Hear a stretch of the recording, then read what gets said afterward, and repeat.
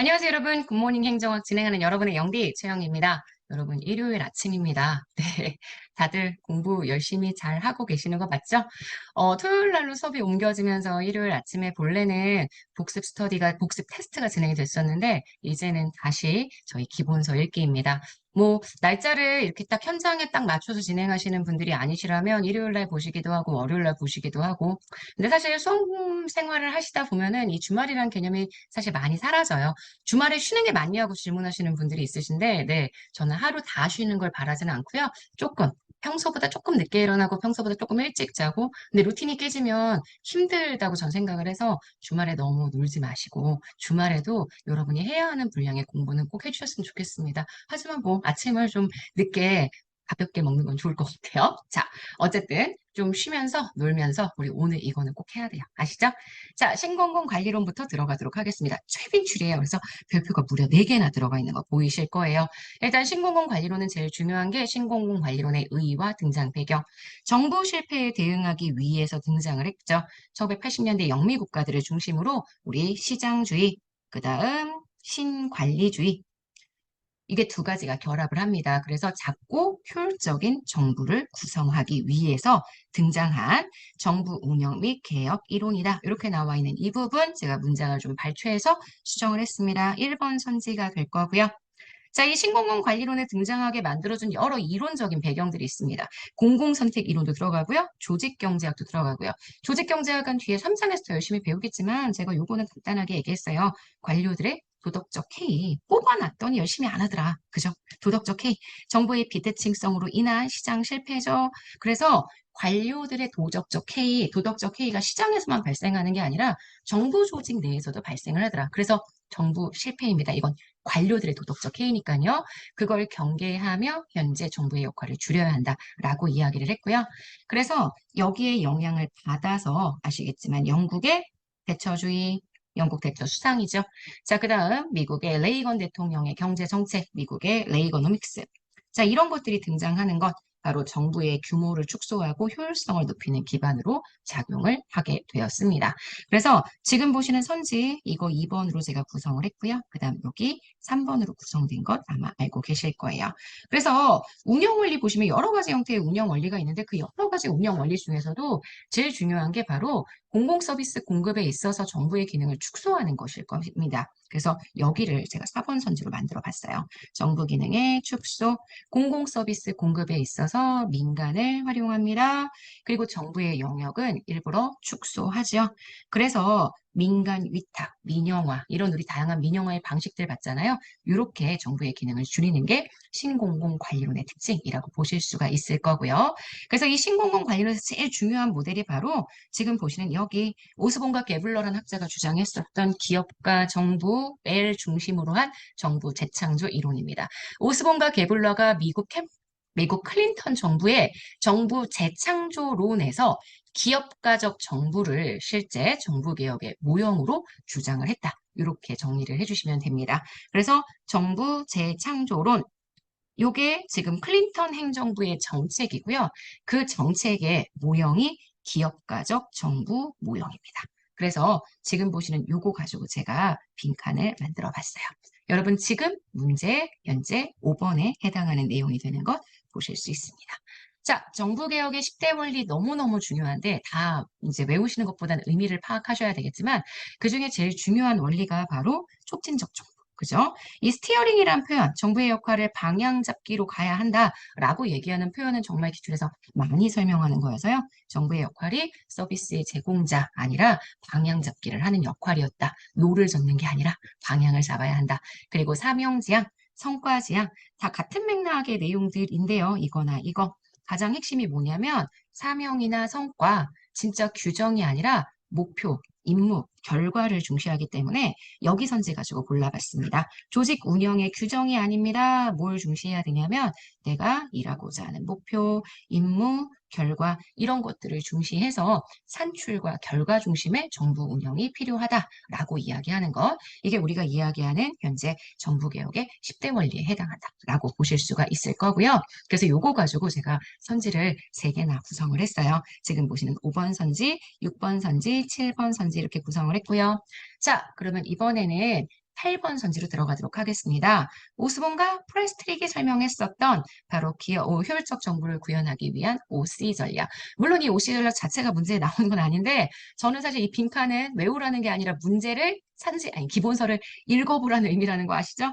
핵심, core, 그 다음 결과, 컨시퀀스, 커스터머, 고객, 컨트롤, 그죠? 통제, 그 다음 컬처, 5가지의 C, 이게 정부 혁신을 위한 5가지의 전략들입니다. 그래서 OC, C가 들어가는 5가지 전략 기억해 주시고 여기 빈칸 안 만들었지만 요거 너무너무 중요합니다. 관료제와 신공공관리론 구분해 주셔야 되겠죠? 여기까지 해서 신공공관리론은 다 정리를 했고요. 자, 이번에는 뉴 거버넌스 이론으로 들어가 보도록 하겠습니다. 신공공관리론은 행정개혁이랑 이런 사례들이 많아서요. 제가 읽기 자료에 그런 것들 참고 자료에 많이 넣어놨습니다. 한번 읽어봐 주시는 것도 도움이 될 거예요. 자, 뉴 거버넌스 1980년대 정부, 시장, 시민, 사회 이렇게 연결되는 다양한 행위자들 사이에 협력, 이걸 전제하고 있죠. 그래서 행정의 자율적 체계가 행정에 활용되는 형태를 연구한 흐름입니다. 신공공관리론이 지향했었던 시장 거버넌스는 아니에요. 시장 거버넌스와 약간 대비되는 개념의 네트워크 거버넌스라고 표현을 한다고 했죠. 이게 우리가 얘기하는 뉴 거버넌스고요. 그래서 뉴 거버넌스는 정치행정 일원론적인 성격을 가지고 있습니다. 그래서 정치적인 특성을 강조한다. 여기 선지 나와 있죠. 지금 보시는 정치적 특성을 강조하면서 제가 여기다가 빈칸을 쳤어요. 정치행정 일원론에 입각한 재정치 과정. 요걸 중시하게 됩니다. 그래서 의의에 대한 내용 가지고 선지를 지금 골라서요. 9번 선지로 봤고요.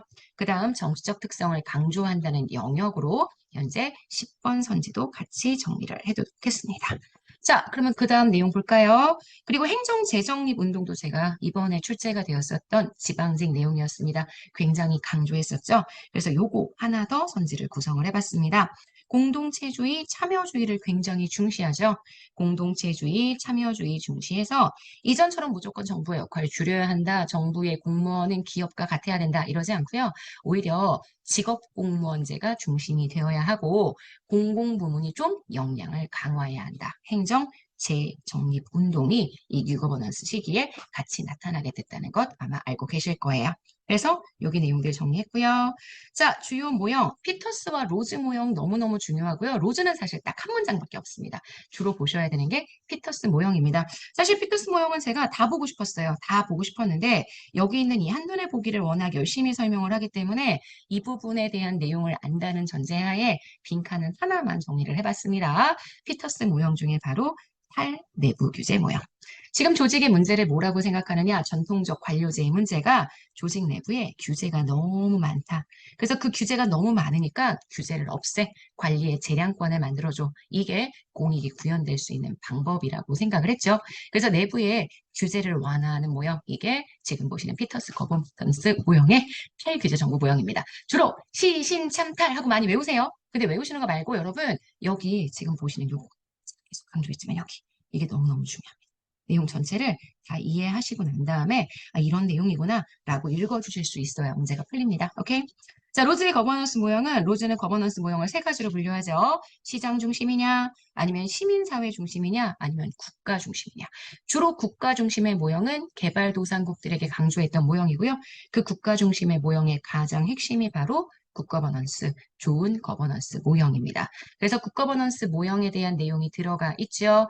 자유주의와 자유민주주의와 신공관리론, 신공공관리론 결합한 모형, 바로 세계은행이 개발도상국에 대한 지원을 해주기 위해서 강조했던 모형. 이게 바로 좋은 거버넌스, 굿 거버넌스에 대한 설명이다. 이렇게 의문을 정리하실 수 있습니다.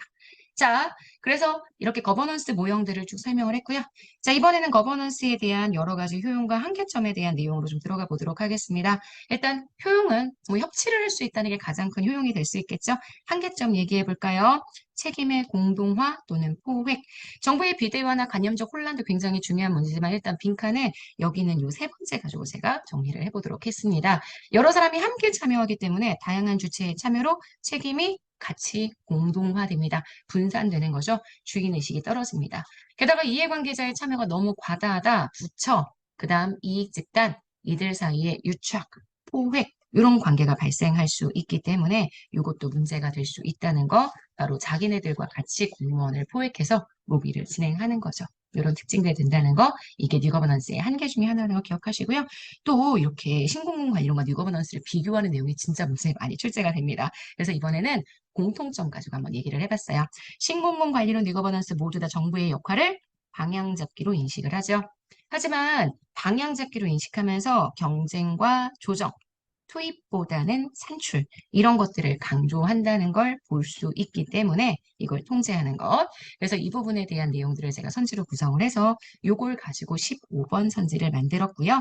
지금 보시는 요 차이점, 지금 요거는 선지 따로 안 만들었지만 다 내용 한번 읽어보시고 정리해 주셔야 하는 영역입니다. 아시죠? 자, 여기까지 해서 우리는 신공공관리론, 뉴 거버넌스까지 진짜 최근에 가장 최빈출되는 그러한 영역들을 정리해봤습니다. 내일 아침 월요일 영상에서는 우리 신공공 서비스 이론과 최근에 굉장히 각광받고 있는 다양한 여러 새로 이론들, 신규 이론들, 23년에 국가직과 지방직에 출제가 됐던 이론들 볼 거니까 내일 아침에도 꼭 아침 6시 사수해 주세요. 여러분, 일요일 오늘 잘 보내시고요. 좀 쉬시고, 공부도 하고, 공부하면서 쉬엄쉬엄 하는 그 멋진 일을 좀 한번 해봐 주시고요. 내일 아침 월요일 우리는 아침 영상을 통해서 만나도록 하겠습니다. 여러분, 오늘 하루 정말 여러분 거예요. 내일 아침에 만날게요. 안녕.